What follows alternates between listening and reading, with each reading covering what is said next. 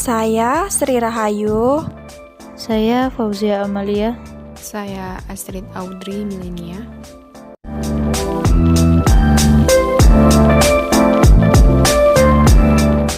Assalamualaikum warahmatullahi wabarakatuh. Apa kabar mahasiswa ibu semuanya? Sehat kan? Sebelum memulai pelajaran kali ini, alangkah baiknya kita berdoa terlebih dahulu ya.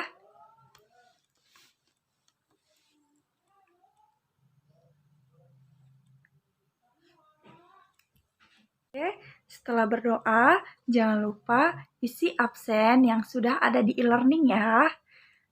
Semua udah pada isi absen?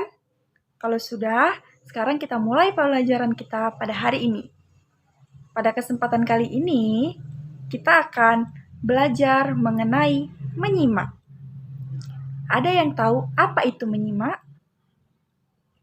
Oke, kalau belum ada yang tahu, Ibu kasih tahu, menyimak adalah kegiatan meresepsi, mengolah, serta menginterpretasi suatu permasalahan dengan melibatkan panca indera seseorang. Menyimak berhubungan dan bermanfaat dengan menyimak dan berbicara. Menyimak dan membaca, berbicara dan membaca, serta ekspresi lisan dan ekspresi tulis. Oke, bagaimana setelah Ibu jelaskan mengenai pengertian menyimak? Apakah kalian sudah bisa menyimpulkan? Supaya lebih jelas lagi, Ibu akan memberikan pengertian menyimak menurut para ahli. Menurut Tarigan, menyimak ialah proses kegiatan mendengarkan lambang-lambang lisan dengan penuh perhatian, pemahaman, apresiasi, serta interpretasi untuk memperoleh informasi, menangkap isi atau pesan, serta memahami makna komunikasi yang telah disampaikan oleh pembicara melalui ujaran atau bahasa lisan. Nah, seperti kalian yang lihat di video kali ini, kalian mendengarkan dengan penuh perhatian, dengan penuh penghayatan, itu adalah termasuk kegiatan menyimak. Setelah mengetahui pengertian menyimak, sekarang kita masuk ke fungsi menyimak. Apa-apa aja sih fungsi menyimak? Yang pertama, membuat hubungan antar pribadi lebih efektif. Yang kedua, memperoleh informasi yang ada hubungan atau sangkut pautnya dengan pekerjaan atau profesi. Yang ketiga, dapat memberikan respon yang tepat. Yang keempat, mengumpulkan data agar dapat membuat keputusan-keputusan yang masuk akal. Setelah mengetahui fungsi menyimak, sekarang kita harus juga mengetahui tujuan menyimak. Apa sih tujuan menyimak? Ada yang tahu? Oke, tujuan menyimak yaitu menyimak untuk belajar, di mana orang tersebut bertujuan agar ia dapat memperoleh pengetahuan dari bahan ujaran sang pembicara. Yang kedua, menyimak untuk menikmati.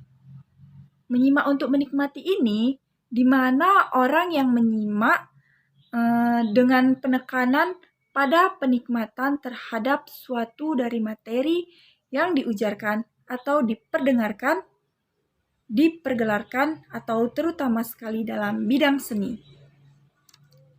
Kemudian, menyimak untuk mengevaluasi, di mana orang menyimak dengan maksud agar ia dapat menilai apa-apa yang dia simak, baik buruknya, indah jeleknya, tepat atau ngawurnya, logis atau tidak logis, dan lain-lain. Kemudian, menyimak untuk mengapresiasi. Menyimak untuk mengapresiasi, di mana orang yang menyimak dapat menikmati serta menghargai apa-apa yang disimaknya. Itu misalnya pembacaan berita, puisi, musik, lagu, dialog, diskusi, dan perdebatan lainnya.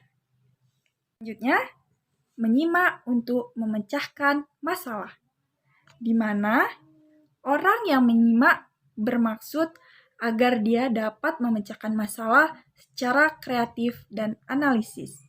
Sebab dari sang pembicara, dia mungkin memperoleh banyak masukan berharga. Yang selanjutnya, menyimak untuk meyakinkan, di mana orang yang menyimak untuk meyakinkan dirinya terhadap suatu masalah atau perdebatan selama ini yang dia ragukan. Kita masuk ke proses menyimak. Proses menyimak ada 5. Yang pertama, tahap mendengar. Yang kedua, tahap memahami. Yang ketiga, tahap menginterpretasi. Yang keempat, tahap mengevaluasi. Yang kelima, tahap menanggapi. Untuk judul selanjutnya yaitu ciri-ciri menyimak. Apa aja sih ciri-ciri menyimak itu? Ada yang tahu?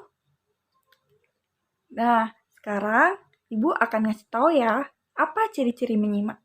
Yang pertama yaitu siap fisik mental atau kondisi stabil.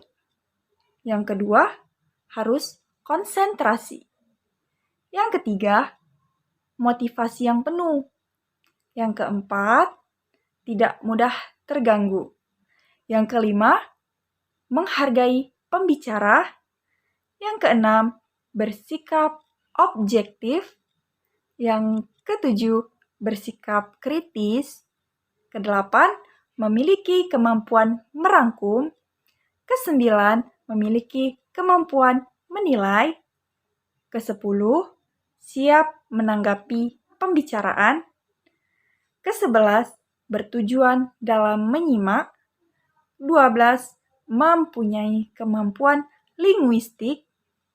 Ke-13, berpengalaman dan berpengetahuan sehingga mudah menerima, mencerna, dan memahami isi bacaan atau bahan simakan. Nah, masuk ke pembahasan selanjutnya yaitu jenis-jenis menyimak. Apa sajakah jenis-jenis menyimak? Sebenarnya jenis-jenis menyimak itu ada beberapa, tapi di sini Ibu akan menjelaskan hanya 5 saja jenis-jenis menyimak. Yang pertama, menyimak ekstensif. Apa itu menyimak ekstensif? Menyimak ekstensif yaitu sejenis kegiatan menyimak yang berhubungan dengan hal-hal lebih umum dan lebih besar terhadap suatu bahasa. Tidak perlu dibawa bimbingan langsung seorang guru. Yang kedua, menyimak intensif.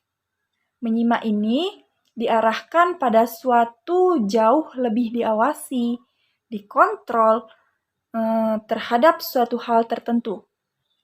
Dalam hal ini harus diadakan suatu pembagian penting, yaitu diarahkan pada butir-butir bahasa sebagai bagian dari program pengajaran bahasa atau pada pemahaman serta pengertian umum.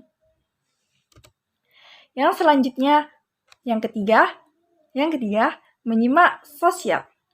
Biasanya berlangsung dalam situasi-situasi sosial, tempat orang mengobrol mengenai hal-hal yang menarik perhatian semua orang dan saling mendengarkan satu sama lain untuk membuat respon-respon yang pantas, mengikuti detail-detail yang menarik, dan memperhatikan perhatian yang wajar terhadap apa-apa yang dikatakan oleh seorang rekan. Selanjutnya yang keempat yaitu menyimak kritis. Menyimak kritis ini sejenis kegiatan menyimak yang di dalamnya sudah terlihat kurangnya atau tiadanya keaslian atau kehadiran prasangka serta ketidaktelitian yang akan diamati. Yang terakhir, yang kelima yaitu menyimak sekunder. Menyimak sekunder ini merupakan kegiatan menyimak secara kebetulan dan secara ekstensif.